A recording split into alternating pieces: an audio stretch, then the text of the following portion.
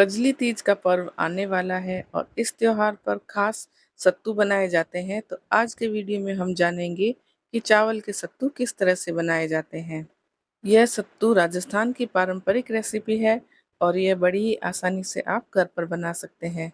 तो इसे बनाने के लिए हमने यहाँ पर 500 ग्राम चावल लिए हैं और उन्हें हम पहले अच्छी तरह से साफ कर लेंगे।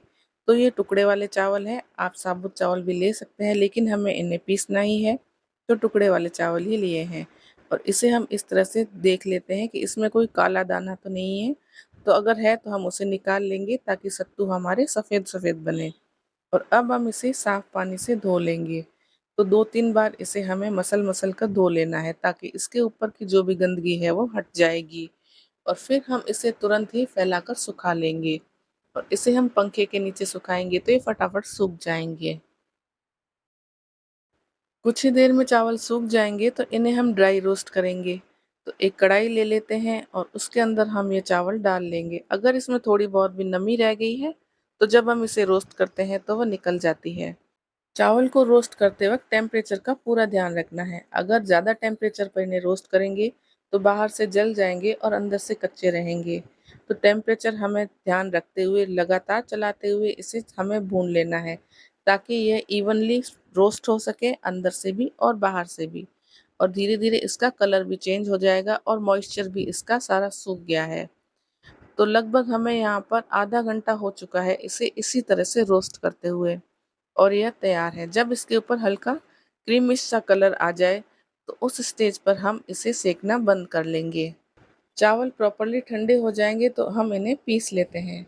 तो एक ग्राइंडिंग जार ले लेंगे और उसमें इन चावलों को डाल लेते हैं और अब इन्हें हम बारीक पीस लेंगे। क्योंकि चावल पीसते वक्त ये थोड़े दरदरे से रहते हैं तो हमें इस चीज़ का ध्यान रखना है कि जितना हो सके हमें इन्हें बारीक ही पीसना है। और बारीक वाली मैदा छलनी से इसे छानते जाएंगे और फिर अगर कुछ मोटा दाना रह गया है तो फिर उसे पीसेंगे। अब सत्तू बनाने के लिए इसमें पिसी हुई चीनी डाल लेंगे। तो 500 ग्राम चावल के अंदर 200 से 250 ग्राम चीनी सफिशिएंट रहती है, लेकिन हम सारी चीनी एक साथ नहीं डाल रहे हैं। पहले हम थोड़ी सी डालेंगे और फिर इसे चख लेंगे।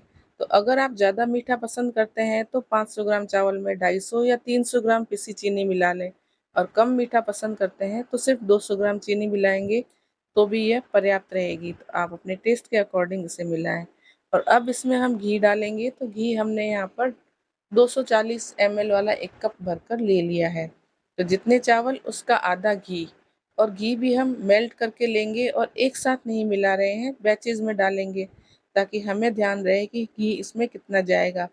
क्योंकि अगर हम इसमें बहुत ज़्यादा घी डाल लेंगे तो इसके सत्तू का शेप होल्ड नहीं हो पाएगा, वह फैल जाएंगे तो सत्तू की तरह दिखाई नहीं देंगे।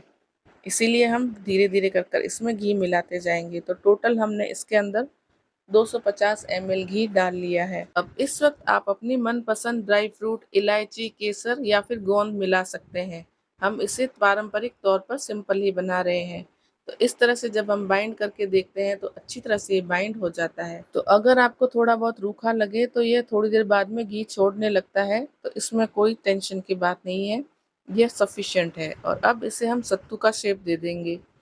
तो इस तरह से हम इसे एक लड्डू जैसा बना लेंगे, थोड़ा पोर्शन लेकर। एक अच्छी तरह से टाइट बाइंडिंग कर लेंगे ताकि ये बिखरे नहीं। और फिर ऊपर से इस तरह से थपथपाकर हम सत्तू का एक शेप दे देंगे जिस तरह से ये होते हैं। आप चाहें तो इन्हें लड्डू के आकार में भी बना सकते हैं। सत्तू इस तरह से नीचे से फ्लैट और ऊपर से गोलाई लिए हुए होते हैं, जिस तरह से नान खटाई का शेप होता है। और आप इसे एक बार दोबारा रिपीट करके देख लें कि किस तरह से हमने इसका शेप बनाया है। तो सबसे पहले मिक्सचर का थोड़ा पोर्शन लेंगे जितनी साइज का सत्तू बनाना है और इस तरह से टाइट बाइंडिंग करके लड्डू जैसा बना लेते हैं। और फिर ऊपर से हम इस तरह से थपथपाते हुए, घुमाते हुए इसका एक शेप दे देंगे।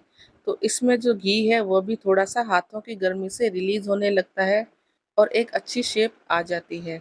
और इस तरह से हम सारे मिक्सचर के सत्तू बनाकर रख लेंगे। अब इन तैयार सत्तू के ऊपर आप अपनी पसंद से डेकोरेशन कर सकते हैं। तो हमने इसे सिंपल ही रखा है और केसर से गार्निश कर लिया है। आप चाहें तो इसके ऊपर ड्राई फ्रूट, सिल्वर वर्क या फिर केसर को दूध या पानी में घोलकर इसके ऊपर तिलक भी लगा सकते हैं, यह आपकी चॉइस है। तो लीजिए, हमारे पारंपरिक चावल के सत्तू बनकर तैयार है। और इसी तरह से चना दाल और गेहूं के आटे की सत्तू भी हम आपके लिए रेसिपी लेकर आएंगे जल्द ही। अब फटाफट से रेसिपी वीडियो को ढेर सारा शेयर और लाइक करें और साथ ही चैनल को सब्सक्राइब करें।